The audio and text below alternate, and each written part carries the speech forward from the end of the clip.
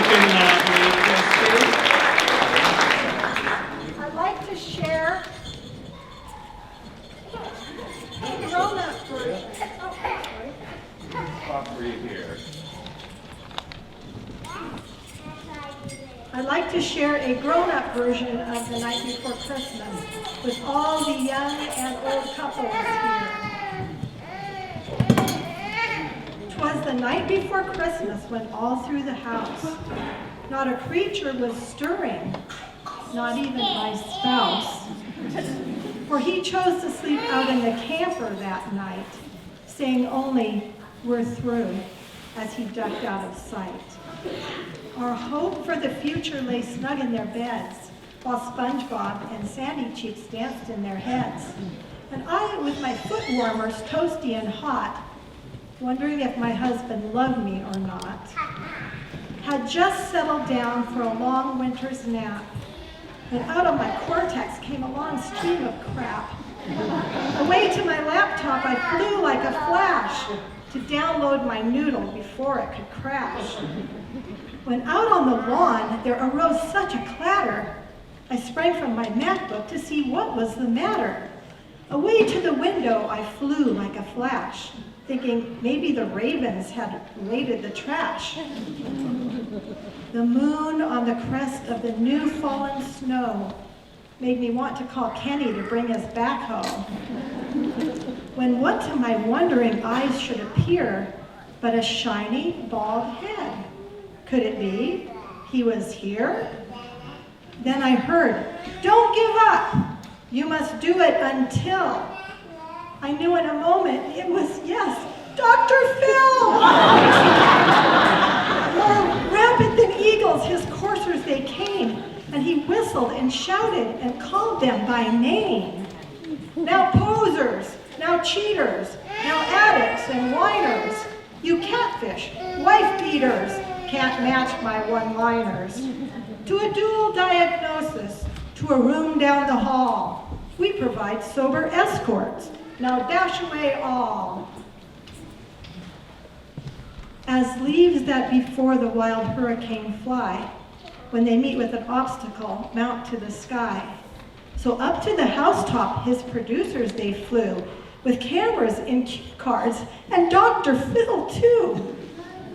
And then in a twinkling I heard up above, "Don't ever give up on the one that you love."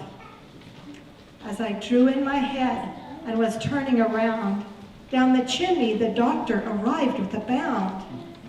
He was dressed in Mabro from his head to his toes, the high-end Italian design of his clothes, and the bundle of books he had flung on his back looked strange in this land of the lumberjack.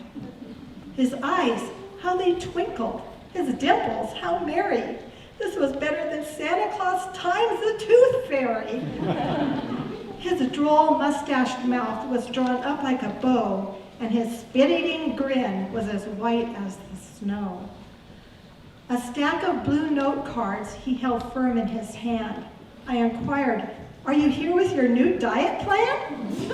Can you help me get rid of my little round belly that shakes when I laugh like a bowl full of jelly?"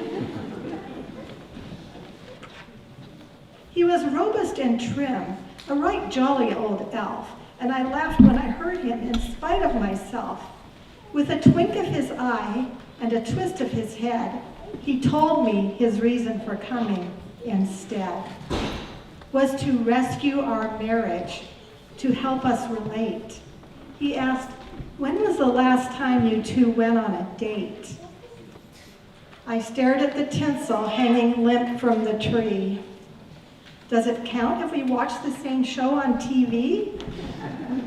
"Well," he said, "you've got to take time for each other, be lovers and friends, not just fathers and mothers. Try to start every day like it's a love letter, asking, what can I do to make your life better?" Then he smiled and added, "To be a good spouse, you must look at yourself and clean your own house. If he has a flaw, find a way to forgive it. Ask yourself how much fun you are to live with." I stood there drumstruck. dumbstruck. I stood there dumbstruck as he went straight to work, put his books in our stockings, then turned with a jerk, and laying his finger aside of his nose and giving a nod up the chimney, he rose. I couldn't believe what I'd seen and I'd heard. I thought long and hard and gave weight to each word. It was then I decided to do what I can. He was speaking the truth. Now I had a plan. I'd go out to the camper and knock on the door and say, honey, what the heck are we fighting for?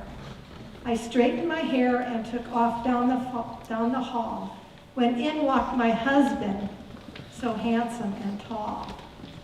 He said he was ready to eat humble pie, because he had just had a visit from this bald-headed guy. We looked at each other and let it all go. A bank of frustrations melted like snow. We embraced as we watched Dr. Phil fly away with his team and his beautiful bride in his sleigh. But we heard him exclaim from the great northern lights, do you want to be happy and married or right?